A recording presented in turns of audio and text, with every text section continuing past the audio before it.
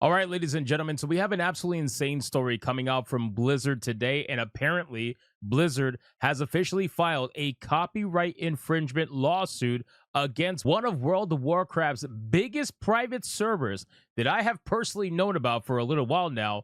And that is Turtle WoW. Turtle WoW is one of the biggest private servers that is out there right now. Last I heard, they had around 60 to like 70,000 concurrent players on that private server. And I feel like with these massive servers, it's only a matter of time before Blizzard, especially now that they're partnered with Microsoft and obviously they have Activision behind them, it's only a matter of time before they start throwing out this money and doing lawsuits like crazy, going after private servers, even though they didn't go after them in the past as hard as they have been recently. You know, they took down a massive private server. I forgot the name of it. Perhaps this article has the name of it, but I remember they took down a massive private server not that long ago, and now it looks like they're doing it again with Turtle WoW. So we're going to get into this article from PC Gamer and go over the entire situation happening with Turtle WoW, because apparently they're going to fight it, which I think is insane, by the way, but they're going to fight it. Blizzard filed a copyright infringement lawsuit against one of World of Warcraft's biggest private servers, but the team behind it is putting on a brave face.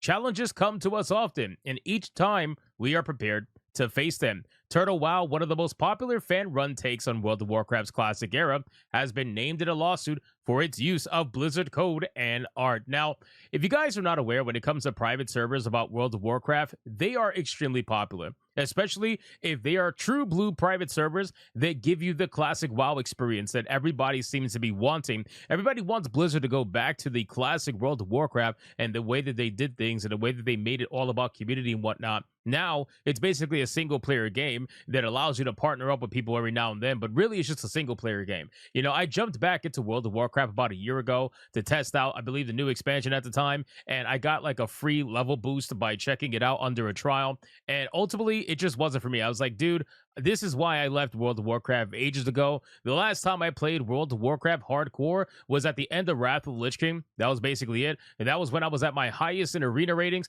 That was when I was at my highest in terms of rating. I had server first for almost every major accomplishment you could possibly get. Yogg Saron, Zero Keepers, for example. You know, whatever the level cap was for World of Warcraft at the time, I had server first, Draenei Shaman, all that nonsense, man. That was the last time that I played that game hardcore. After that, I dropped it, and I went back every now and then, but every time I went back, I just dropped it because I realized, like, it's not the same, and it never will be the same. So these private servers give you that sense of nostalgia. It really weaponizes that nostalgia and really draws you in with it, and it's something that a lot of people enjoy playing. Hence why it has over 70,000 concurrent players. But you know, it's still illegal at the end of the day. It's not something that technically is allowed to happen under Blizzard's watch. But anyway, if you played an MMO for long enough, you've certainly heard the siren song of the private server. These fan-operated servers come in all varieties. Some keep dead games alive, some provide a window to a past build of an aging game, and some have even gotten the green light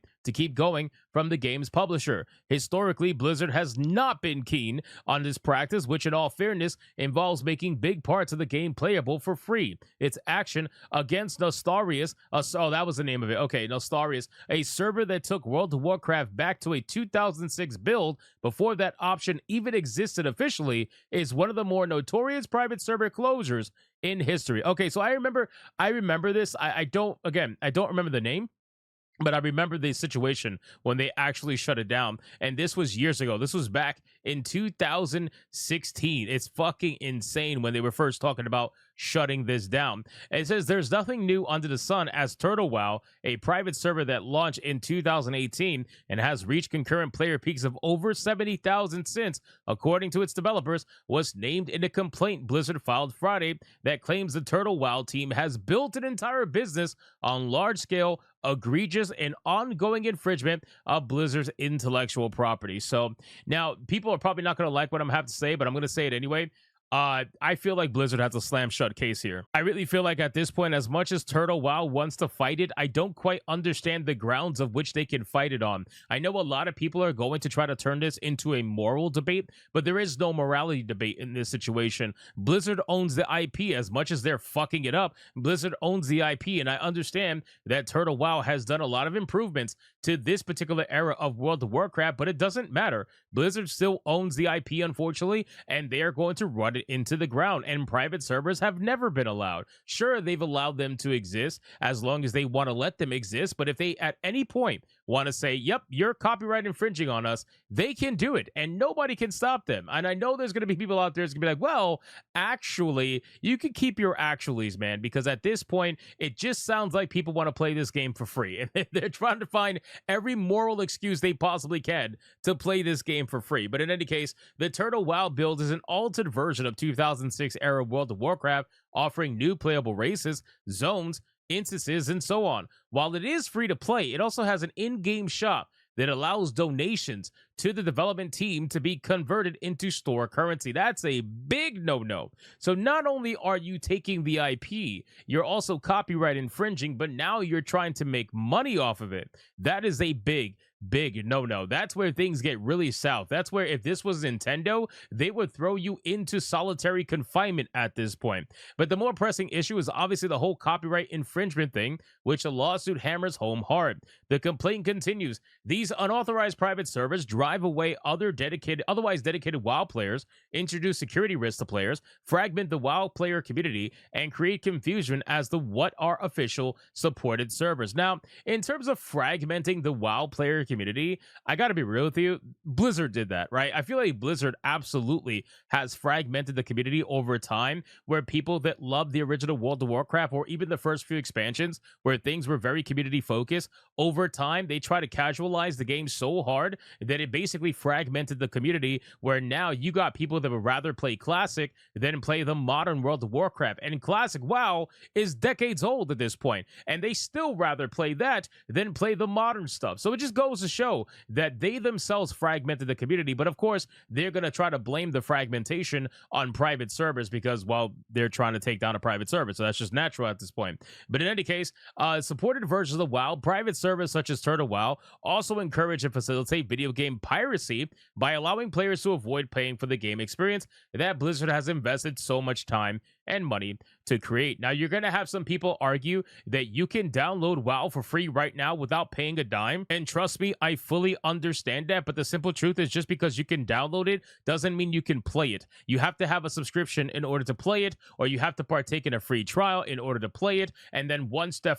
free trial is over, if you don't pay, you don't play. That's basically it. So yes, I understand people are going to try to make the argument that it's downloadable for free and you can have all the files of World of Warcraft for free, but you just can't access their servers without paying for them, and they own all of it. So still, at the end of the day, running a private server has never been allowed and will never be allowed for video games like this, for any MMORPG. And trust me, they're available for every MMO you could possibly think of. I know of some Final Fantasy XI private servers that exist. They're everywhere, but they still get taken down over time. It's only a matter of time. Now, keep in mind, Turtle WoW wasn't exactly in hiding. You may have seen its advertisements on YouTube or on X, where it regularly teases major updates and its impending move to Unreal Engine 5. That's insane. The team recently launched a new realm, Ambershire, which itself hit an early peak of over 11,000 online players. These are the sort of numbers and admissions that some officially active MMOs can't even match. Yeah, these private servers, some of them reach such insane numbers